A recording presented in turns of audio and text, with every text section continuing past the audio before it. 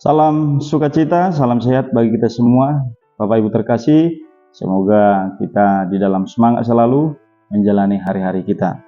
Kita akan mendengarkan firman Tuhan, kiranya kita buka hati kita, jiwa kita berdoa.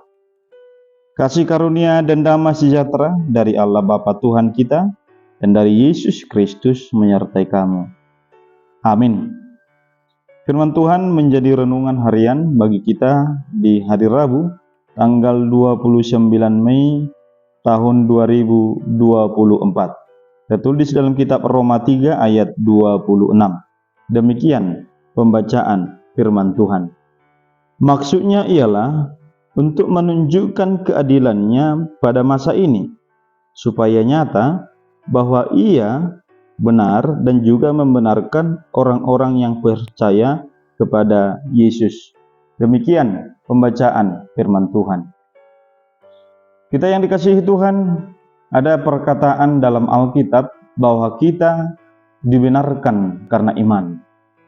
Pada dasarnya dari perkataan itu kita memahami tidak ada manusia sebenarnya yang layak untuk diselamatkan kalau bukan karena anugerah, kalau bukan karena pembenaran akan iman. Karena apa? Manusia itu sudah berdosa. Dan firman Tuhan juga mengerahkan kita pada hari ini, bagaimana di dalam kehidupan kita sebagai orang percaya, Allah menunjukkan kasih-Nya lewat Yesus, yaitu lewat penebusan itu sendiri. Maka dosa yang kita miliki tentu sudah ditebus Tuhan, terlebih dosa warisan daripada Adam dan Hawa, dan sekarang ini kita memperoleh anugerah. Itulah yang disebut dengan anugerah keselamatan. Maka iman itu sangatlah mempengaruhi. Firman Tuhan mengajak kita pada hari ini, hiduplah di dalam iman, di dalam kepercayaan kepada Kristus. Pada dasarnya kita selamat bukan karena amal baik, kalau istilah yang sering dikatakan, bukan karena perbuatan baik, bukan karena banyaknya katakanlah kebaikan yang kita lakukan ketika hidup. Tidak. Tetapi ajaran kita memahami, kita diselamatkan oleh karena iman. Jadi pembenaran akan iman. Iman itulah yang menjadi dasar ketika seseorang itu memperoleh keselamatan, kepercayaan kepada Kristus sebagai juru selamat. Firman Tuhan mengajak kita bagaimana di dalam kehidupan ini kita terus berusaha untuk hidup di dalam kebenaran, sehingga kebenaran yang kita lakukan, yang kita hidupi, tentu Tuhan sangat sukai. Allah sendiri menginginkan hidup kita untuk kepada keselamatan itu. Maka selama hidup, kiranya kita terus berusaha memperbaharui, terus membangun kehidupan persekutuan yang indah di dalam Tuhan. Selagi ada waktu, selagi kita kuat, selagi kita sanggup untuk beribadah, untuk berdoa, untuk memuji Tuhan, maka jadikanlah itu sebagai bagian untuk menumbuhkan iman kita.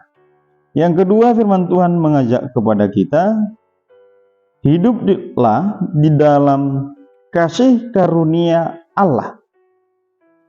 Artinya hidup dalam kasih karunia itu kita mempercayai bahwa Allah yang membenarkan kita ketika kita mau mendapatkan anugerah.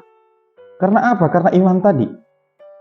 Jadi iman itu mempengaruhi hidup kita untuk memperoleh yang namanya, katakanlah, anugerah, bahkan sukacita, kebahagiaan dalam hidup ini.